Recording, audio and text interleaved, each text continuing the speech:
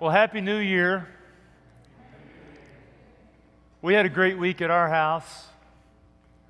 Our daughter and son-in-law and their 3 kids were with us all week, and we just had a lot of fun. And they left yesterday, and we're exhausted today. I had the opportunity on Thursday to go to Iron Gate, and they have an afternoon serving program where they deliver groceries and have a food pantry for people in need.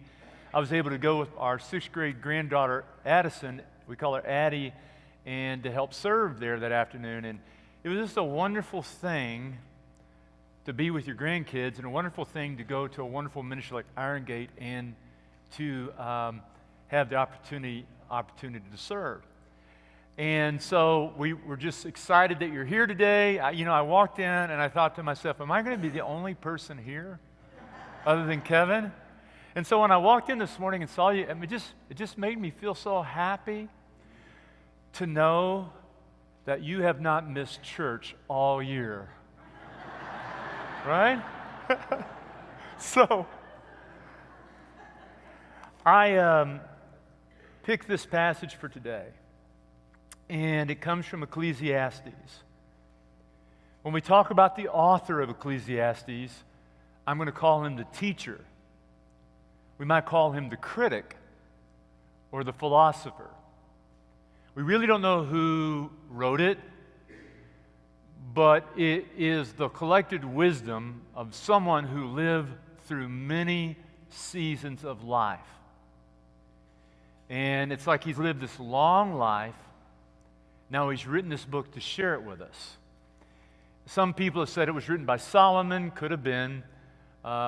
More likely someone who lived a long time after Solomon, or maybe sharing the thoughts of Solomon. But anyway, it's the collected wisdom of someone who lived a long life and reflecting on the seasons of life. Now, I didn't say this in the earlier service, but I'll say this to you. I think there's a big difference reading Ecclesiastes when you're 30 than when you're 50 or 60 or whatever you are, wherever you are, 70. When you've lived longer, I just think if you've lived a longer life and have had more experiences in life, I think the book will be more true for you. There is a time for everything and a season for every activity under the heavens. A time to be born and a time to die. A time to plant and a time to uproot. A time to kill and a time to heal. A time to tear down and a time to build. A time to weep and a time to laugh. A time to mourn and a time to dance. A time to scatter stones and a time to gather them. A time to embrace and a time to refrain from embracing. A time to search and a time to give up. A time to keep and a time to throw away. A time to tear and a time to mend. A time to be silent and a time to speak. A time to love and a time to hate. A time for war and a time for peace. What do workers gain from their toil? I have seen the burden God has laid on His human race. He has made everything beautiful in its time. He has also set eternity in the human heart. Yet no one can fathom what God has done from the beginning to the end. I know that there is nothing better for people than to be happy and to do good while they live. That each of them may eat and drink and find satisfaction in all their toil. This is the gift of God. I know that everything God does will endure forever. Nothing can be added to it and nothing taken from it. God does it so that people will fear Him, respect Him, be in awe of Him, worship Him. Bow your heads with me. God, thank You for these beautiful and timeless words of the teacher. May my words bring You pleasure and joy, and may Your words speak to us all today. In Christ's name, amen. You know, yesterday as I was writing and finishing up on this sermon, I started thinking about the resolutions that I made last year on this day, and then I realized I couldn't remember what they were. And the only reason that I now know what my resolutions were from last year was I keep a journal. So I went back to January 22, and there were my resolutions. But after about 2 months, I was on to something new. Let me ask you, raise your hand if you can still remember your resolutions from last year. Well, there's one person. Now, maybe you don't make raise your hand if you don't make resolutions. That's most people. You do it for a while, then you just sort of give up on it because you know how it goes. But let me ask you, are you excited about a new year? Yeah? I'm excited about a new year. Have you made plans for your new year? Do you have hopes and dreams for your new year? We all do. So I want to tell you what I know about 2023 that is true, and I guarantee you that this is true, that this will happen in 2023. This is what we know about 2023, so you might want to write it down. You ready? We don't know what we don't know. The reality is that we can make plans, but we don't know what we don't know. Every new year, there are ups and downs and surprises and happy things and sad things and good things and bad things, sad things that we didn't see coming. We can make plans for our life, and we do make plans, and it's good to make plans, but every year there are things that happen during the year that we didn't or don't see coming. For example, think of the thousands of people stranded in airports this Christmas. No one got online, booked their tickets to go visit family, and then said, my plan is to spend the whole holiday in the airport frustrated standing in line. They didn't see it coming. You know, we don't know what we don't know. Let me give you another example. At the beginning of the football season, I got to go there. Now, honestly, did anyone in this room ever believe that TCU will be playing a national championship? Kevin's a graduate. I'm a graduate. Nobody believed it. The quarterback, Max Duggan, was on the bench. His senior year, he had been benched for a younger starter. And by the end of the season, no one saw it coming. He was a finalist for the Heisman. And the ESPN didn't see it coming either, because all the way through the game yesterday, they kept showing the quarterback from the other team's family. They never showed our quarterback's family, and they only showed the looks on the faces of the Michigan fans' faces, and they didn't see it coming either. You can plan your life, but go Frogs. You can plan your life, but we don't know what we don't know. Life, there's a lot of uncertainty in life. That's life. And that's what the book of Ecclesiastes is about. It's about the uncertainty of life. Now, there's a word in Ecclesiastes that appears 40 times. It's a Hebrew word, hevel. Hevel. It's an unusual word. This is what the word means. It means vapor, smoke, mist. And it's a metaphor he's using for life throughout the book. He said that life is like a vapor, it's like a smoke. 1 minute it takes one form, and then another minute it takes another form. And when you try to grasp it, it slips through your fingers. And when you're in the middle of the smoke, in the middle of the mist, and you're in the middle of the vapor, you can't see everything very clearly. He said that's like life. He said life is like a vapor, like a smoke. It's here 1 minute, and it's gone the next. You can't control it. Now, unfortunately, our modern translations don't quite get the metaphor correct.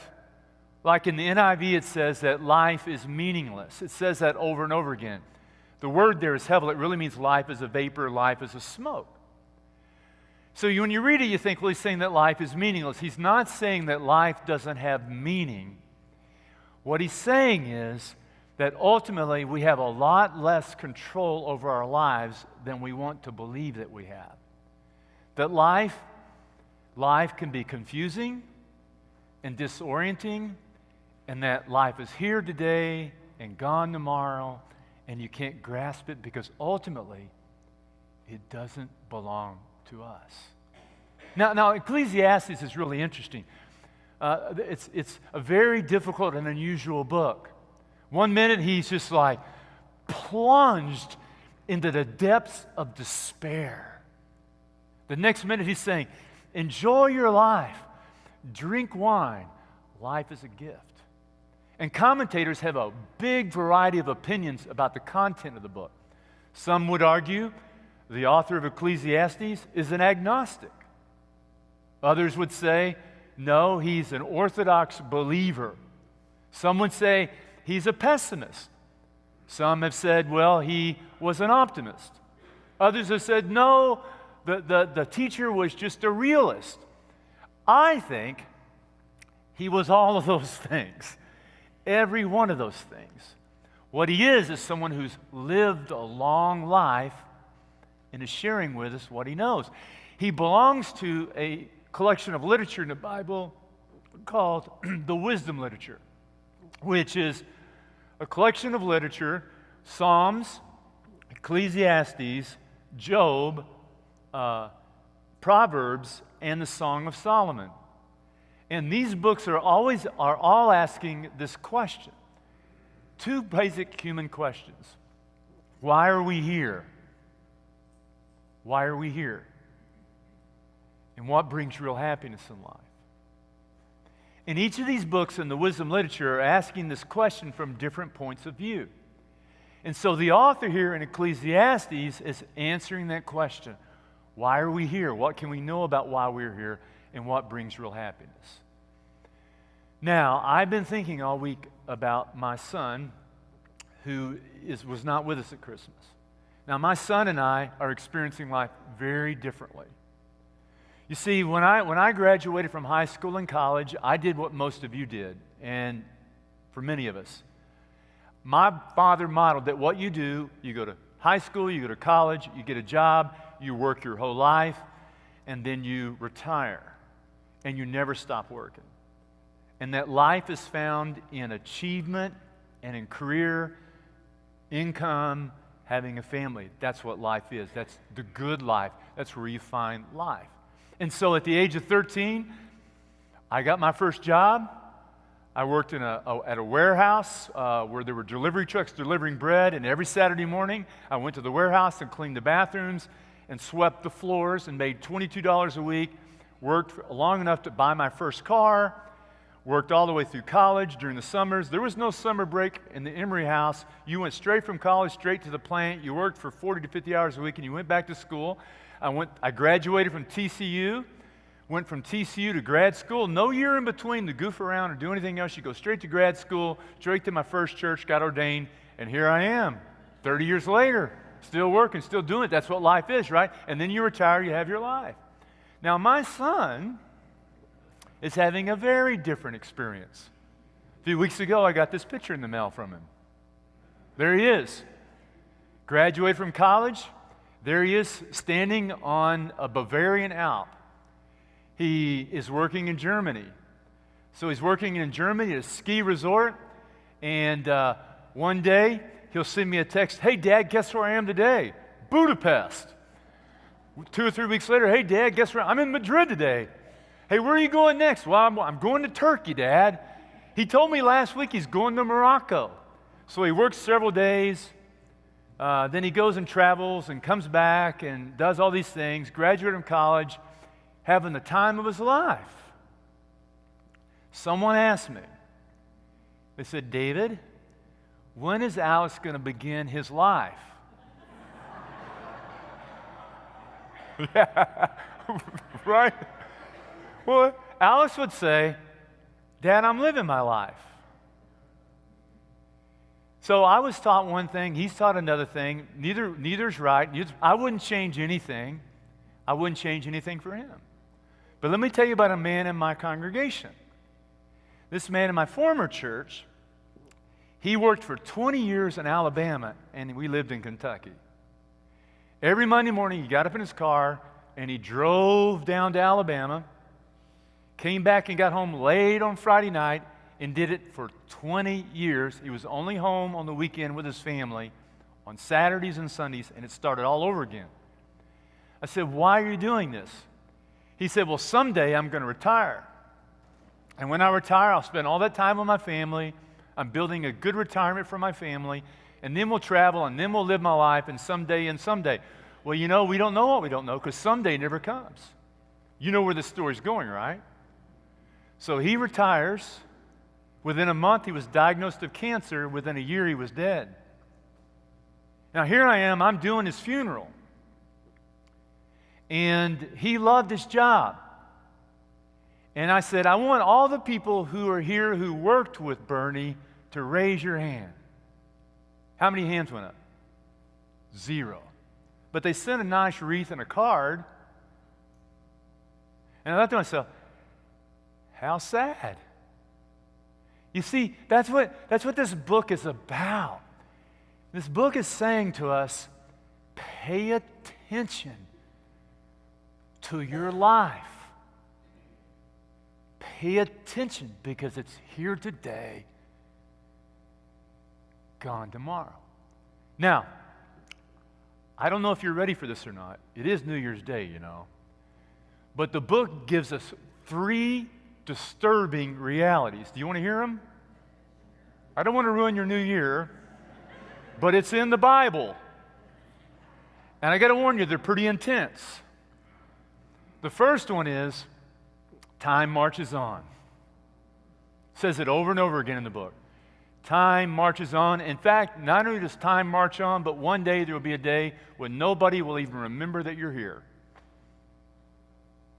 Generations come, generations go.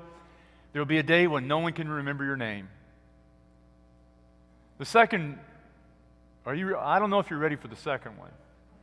The second one is, we are all going to die. Happy New Year, David. It says it over and over again in the book. He says that we all come from dust, and we're all going to return to dust, that life it comes and then it's gone and then it's over. He says we have no advantage over any other living creature. We all die. The mortality rate is 100%. And he says we spend our whole life accumulating wealth and possessions, and then when we die, we give it to somebody who didn't earn it or deserve it. The third reality is, it just gets better, is that life is random. Now, this is really interesting. Now, if you read through the book of Proverbs, a very different book, Proverbs says, the author of Proverbs says, hey, do good things will happen to you. Live a good life, God will reward you, you'll be blessed. You do the right things, life is predictable. Live a good life, you'll get a good life, good things will happen to you. Now, that happens sometimes, right? Do good things will happen. But the author who wrote this book, the teacher, the critic says, not so fast, Mr. Proverbs. It doesn't always happen that way. Sometimes you do good things and good things happen, but not always. He says there's a random nature to life. He says we don't know why bad things happen to some people. It just happens. You know who Michael J. Fox is? At the peak of his career, at 30 years of age, with no reason whatsoever, he was diagnosed with young onset Parkinson's. It completely altered the direction of his life. Did he do anything wrong? No, because there is chance, and life is random. And so what he says in this book is he goes on and he says, I tried everything. He said, I tried to find happiness and purpose in chasing wealth. He said, I tried it in pleasure. He said, I tried it in achievement. I tried it in all these things, but I finally concluded this one thing. It's all smoke. Vapor. Like I said, well, Happy New Year, David. That's really depressing. Way to great to begin the new year. But you know what? I love it that this book is in the Bible. You know why? Because we don't always need a feel-good book. We need a poke in the ribs now and then. And the wonderful thing about this book is the honesty. I love it. Makes the Bible more real to me to know that there's a book like Proverbs that has this one point of view and another book that has another point of view. And you got these two authors arguing with one another about the purpose and meaning of life. Meaning, it should be the same for us. Asking questions, raising questions, living the questions, asking, struggling, seeking, and knowing that not everything can be pinned down and put into a 3-point sermon wrapped up in a bow and we go home and everything's fine. Because that's not life. The honesty of this book makes me love the book more. But it doesn't just, the point of the book isn't that life just stinks and then you die. There's actually two things he says that are very meaningful. Okay, having said all of this, he says, here's what I've concluded. Life is short. Enjoy what you have. Wow, that's in the Bible. Life is a gift, so enjoy it. Don't wish it away. Don't wait for someday to live. Live now. And he gives us all these, all these seasons of life. He talks about all the different seasons of life. And he says, God has made everything beautiful in its time. And what he's saying there is he's saying, look for the beauty in every moment of every waking hour and live it. My son-in-law, he's in his early 30s, and my daughter, they have a 6th grade girl, which is very interesting. Meaning 1 minute she's happy, 1 minute not. She's, trying to figure out life herself. And 6th graders, difficult to have in the house. And at the same time, they have a 1-year-old and a 2-year-old. Lots of dirty diapers, lots of screaming, lots of fun. They were here all week. We're exhausted this morning, So yesterday morning, he's up. He's loading the dog in the car that they brought with him. He's putting the car seats in the car. They're changing diapers. Our granddaughter's, kind of sleepy. He's packing the car with more stuff than what he came with and trying to squeeze everything in. He's a little bit grumpy.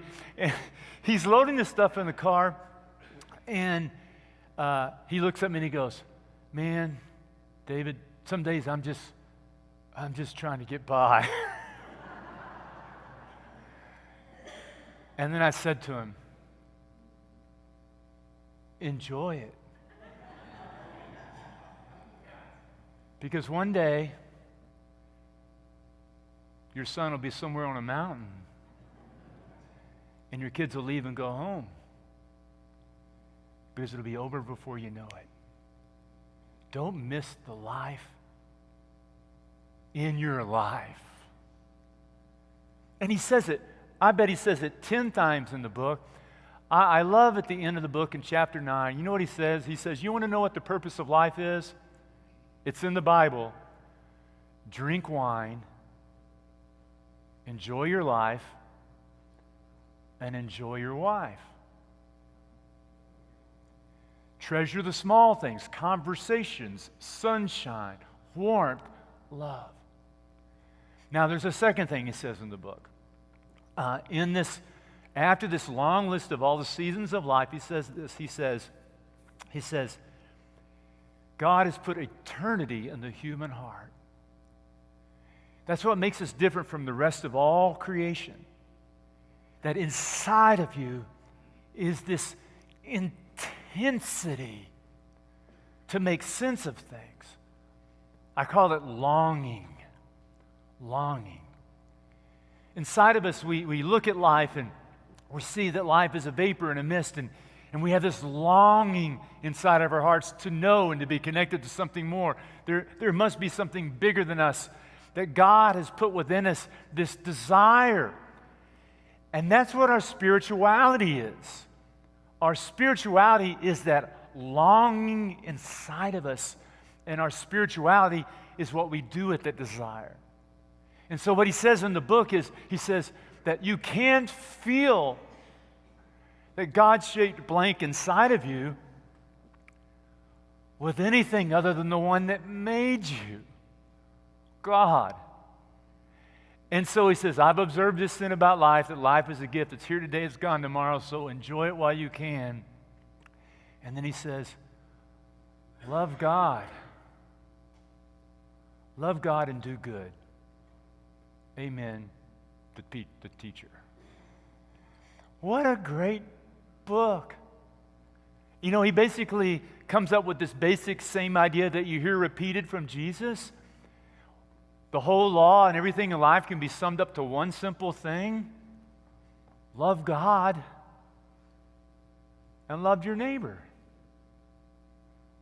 You know, this morning I thought to myself, what do I want to talk about on New Year's Day? Well, I want to talk about death.